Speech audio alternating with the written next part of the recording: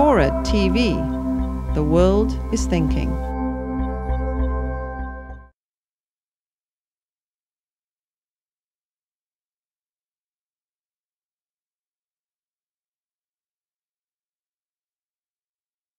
Let's start with resistance then.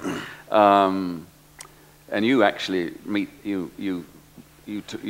actually meet this objection right in the book. But for everyone here, the word slave, real slavery, surely it was abolished in the 19th century.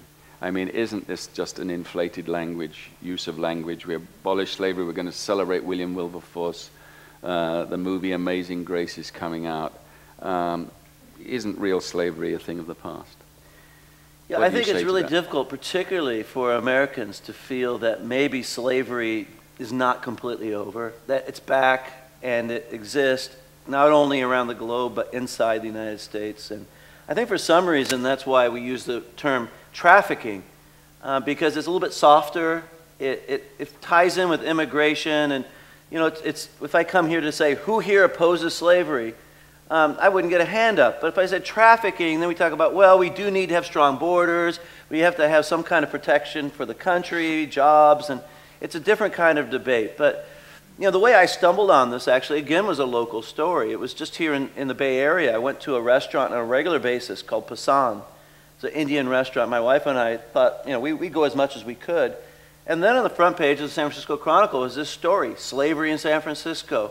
Young girls brought from India so that they could work for free, forced to work for free, and could only leave with a great threat of violence to themselves and their family, were not paid. And so you think about that.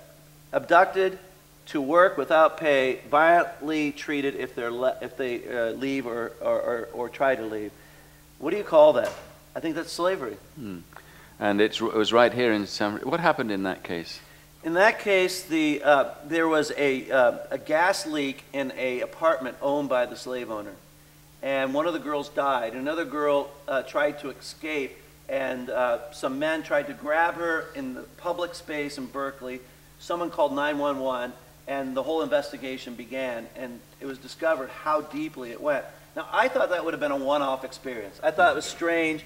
You know, it involved India. It was an Indian man who had come here to this country. So I thought probably this was just, you know, an aberration. But as I began to look deeper into it, I discovered that I was finding it all over the United States.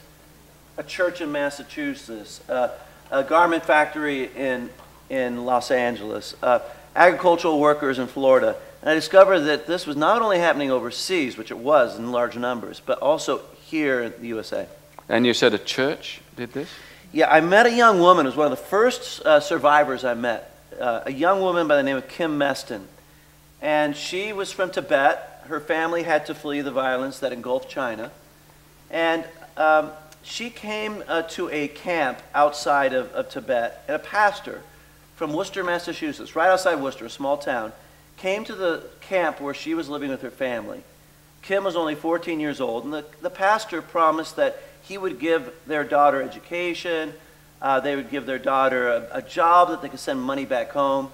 But when she got to the United States, to the small community, she became a domestic slave.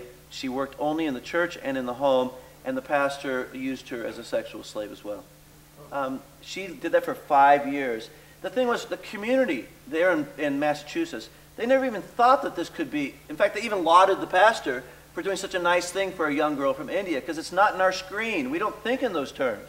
We just assume, like I did at the Indian restaurant, that these young girls were just getting jobs. It was a great thing. But then when it finally came to the point that Kim was old enough and mature enough that she could escape and get over her fears, she ran away.